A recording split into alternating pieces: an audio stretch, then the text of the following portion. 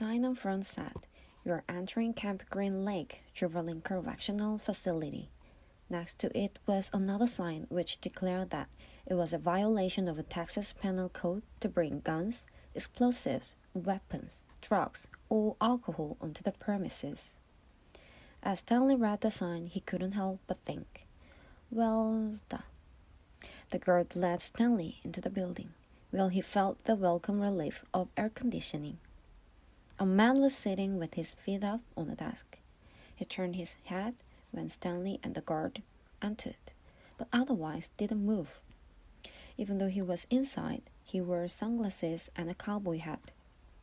He also held a can of soda, and the sight of it made Stanley even more aware of his own thirst. He waited while the buzzard gave the man some papers to sign. "That's a lot of sunflower seeds," the buzzard said. Stanley noticed a bowl-like sack filled with the sunflower seeds on the floor next to the desk. "I quit smoking last month," said the man in the cowboy hat. He had a tattoo of a rattlesnake on his arm, and as he signed his name, the snake's rattle seemed to wiggle. "I used to smoke a pack a day. Now I eat a sack of these every week." The guard laughed. There must have been a small refrigerator behind his desk, because the man in the cowboy hat produced 2 more cans of soda. For a second, Stanley hoped that one might be for him, but the man gave one to the guard and said the other was for driver. 9 hours here and 9 hours back, the guard grumbled. What a day! Stanley thought about the long, miserable bus ride and felt a little sorry for the guard and the bus driver. The man in the cowboy hat spit sunflower seed shell into a waste bucket. Then he walked around the desk to Stanley. "My name is Mr. Sir," he said. "Whenever you speak to me, you must call me by my name. Is that clear?" Stanley hesitated. Yes, sir," he said, though he couldn't imagine that was a real name of man. "You are not in the Girl Scout anymore," Mr. Sir said. Stanley had to remove his clothes in front of Mr. Sir, who made sure he wasn't hiding anything. He was then given 2 sets of clothes and a towel. Each set consisted of a long-sleeved orange jumpsuit and orange t-shirt and yellow socks.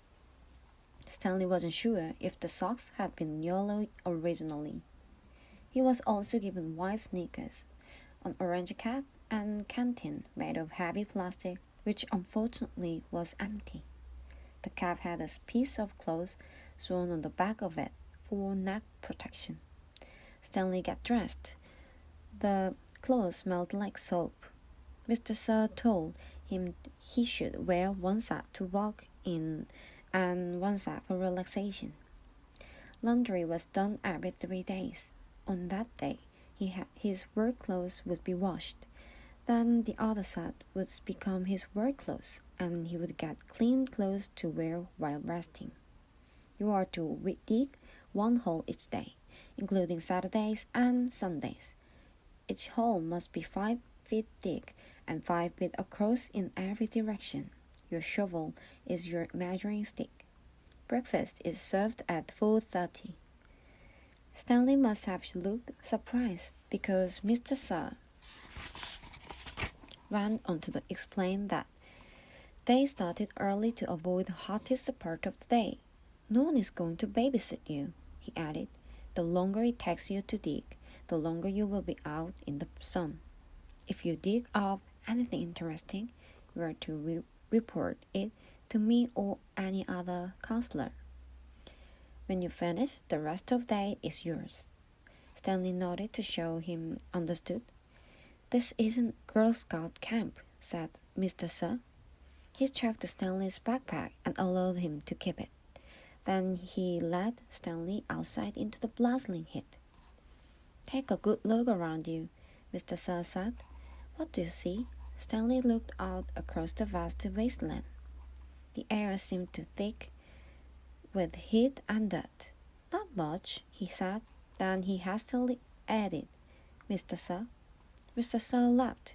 "You see any guard towers?" "No." How about an electronic fence? No, sir. There's no fence at all, is there? No, Mr. Sir. You want to run away? Mr. Sir asked him. Stanley looked back at him, unsure what he meant. If you want to run away, go ahead and start running. I'm not going to stop you. Miss Stanley didn't know what kind of game Mr. Sir was playing. I see you are looking at my gun. Don't worry, I'm not going to shoot you. He tapped his holster. This is for yellow-spotted lizard. I wouldn't waste a bullet for you.